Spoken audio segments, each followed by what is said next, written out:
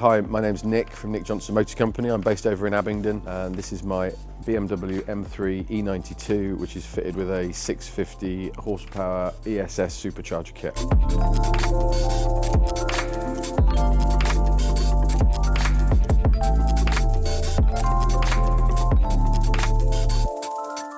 I've had the car 3 weeks now, just had another E92 M3 Supercharger which we sold to a friend and we missed it quite dearly, so we needed to get another car as quickly as possible. It's a standard E92 competition pack. Previous owner had thrown pretty much close to £50,000 at the car. That includes the ESS Supercharger with the carbon plenum chamber, full acropovic exhaust system, the AC Schnitzer coilovers and wheels which make it sit really well and handles beautifully as well. It's got the carbon fibre front splitters which you get from BMW and the carbon fibre rear boot lip spoiler, which is quite a pretty thing. The gold stripes and the frozen paintwork were done to actually a white car, so it was originally a white vehicle. Yeah, this is the best car I've ever driven by quite a long way. And the DCT, I hate to say it because I love manuals, but you can't do that in a manual.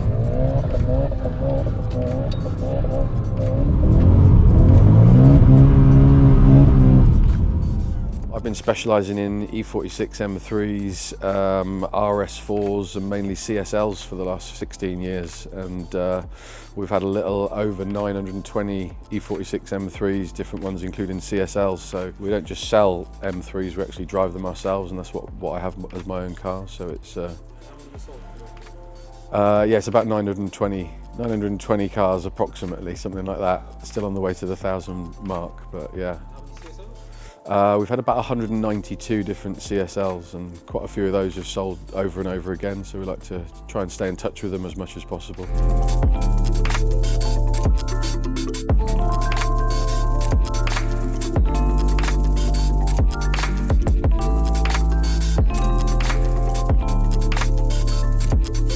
Personally, I've got a supercharged E46 M3.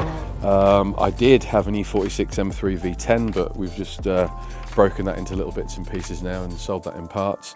I've got a beautiful E38 7 Series in Atlantis Blue. That's probably one of my favourite cars. I should have a CSL, but I don't. I sold my CSL a few years ago. I've got an E36 M3, which is like a wide body car. I've got an E39 M5, which is a drift car, and then an X5 to tow things around, and you know, a 540 touring manual if the X5 breaks. So BMW, if you cut me, I bleed BMW all over the place, basically.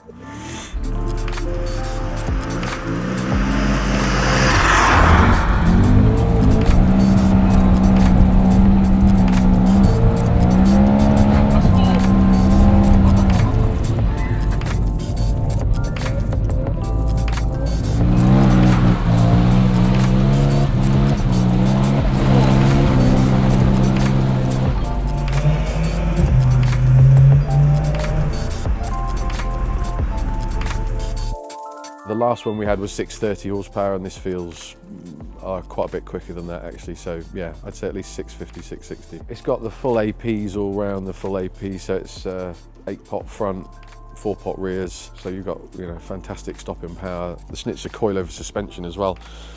Normally the EDC on this and the competition package suspension is not something you'd want to really mess with, but this allows you to adjust the ride height a lot more. It's the best M3 I've driven. I can't say I've driven anything that feels nicer. It's more for road and track, so it's not too bumpy and crashy when you're actually on the road. So it really feels like you could just be in a normal M3 to start with, but as soon as you come into the bends, you can feel there's no body roll, or, you know, it feels really tight.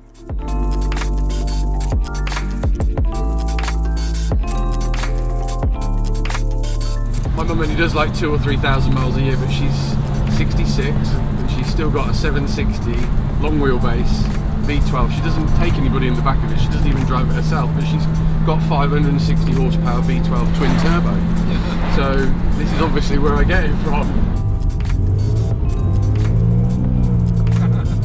So basically with every car that I sell, I try and promote car control, because when I used to work for BMW as a salesman, anybody that worked for BMW, and this is still the case now, if you drive an M car, you have to have been on a full day's skid pan tuition. So the days that we try and organise, we wet the track and we teach people car control. And not everybody can do it, but the majority of people, 90% of people, we take them to being able to drift around what would be a roundabout, usually onto transitioning and doing a figure of 8. I try and teach that to give a better love of the car that you're buying, and also for a safety point of view.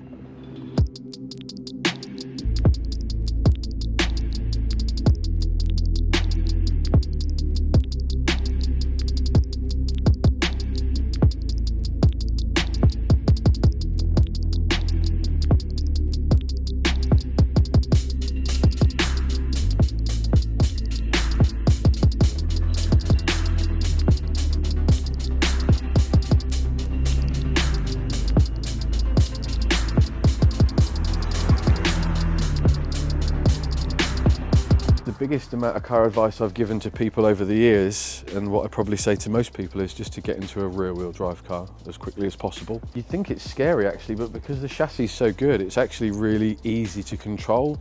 Obviously you've got to have done a couple of drift days to know what you're doing in the vehicle. You can't just jump into this car and drive it if you don't know how to drift, because you will be facing the wrong way, probably in a ditch.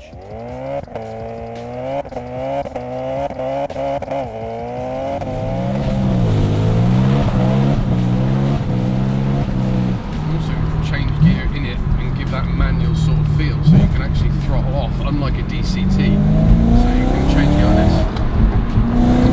Okay.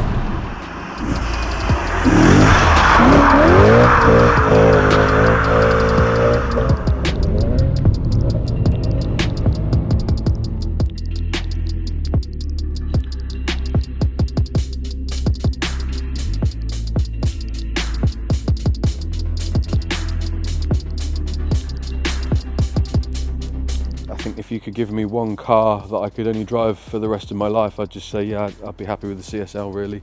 It's what's helped my driving level get to where it is, just from its pure balance, also naturally aspirated. Obviously you can get a lot more power with turbocharged cars, but the way that they deliver the power is not as precise and as accurate as a CSL, and I think the CSL is probably the most precision tool that BMW have ever made.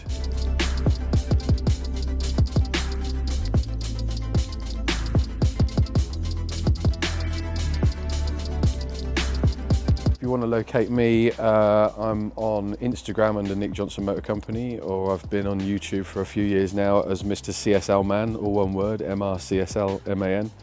And you can go onto my website and find some rather lovely 46 M3s, and we've normally got a good spread of E30s, 36s, the whole sort of range. So yeah, Nick Johnson Motor Company.